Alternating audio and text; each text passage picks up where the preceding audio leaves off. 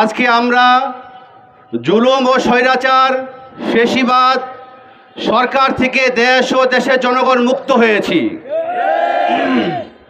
তবে যদি এরপরে কোনো সরকার, অন্তর্বর্তীকালীন সরকার, তারপরে কোনো সরকার এদেশ পশ্চিমা বা অন্য অন্য দেশের সুশাসনের জায়গায় আমাদের উপরে দুঃশাসন এবং শোষণ করতে চায়, তাহলে মুন্সিগঞ্জের জনগণ আবার দুর্বার আন্দোলন করে তুলবে ইনশাআল্লাহ। মুন্সিগঞ্জ জনগণ দেখিয়ে দিয়েছে স্বৈরাচার এরশাদের শাসনের সময় মুন্সিগঞ্জের জনগণ যখন আন্দোলন শুরু করেছিল, ওই পরের দিনে স্বৈরাচার এরশাদের পতন হয়েছিল।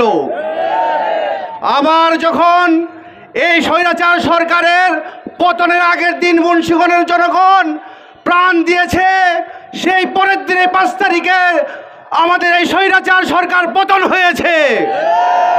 আমাদের মুন্সিগঞ্জের গর্ব, আমাদের রাহবার আল্লামা আব্দুল হামিদ পীর সাহেব নেতৃত্বে যদি আবার কোনো স্বৈরাচার সরকার আমাদের কাঁধের ওপরে চেপে বসে, তাহলে হেফাজতের নেতৃত্বে আবার একটা দুর্বার আন্দোলন করে তুলবে ইনশাআল্লাহ।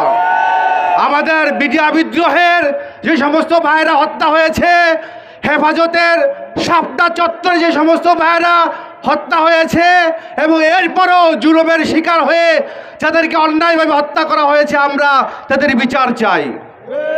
অবিলম্বে তাদের বিচার করতে হবে, না হলে আবার আন্দোলন মুন্সিগঞ্জে শুরু হয়ে গেলে কোনো সরকার এই বাংলার জমিনে থাকতে পারবে না ইনশাআল্লাহ।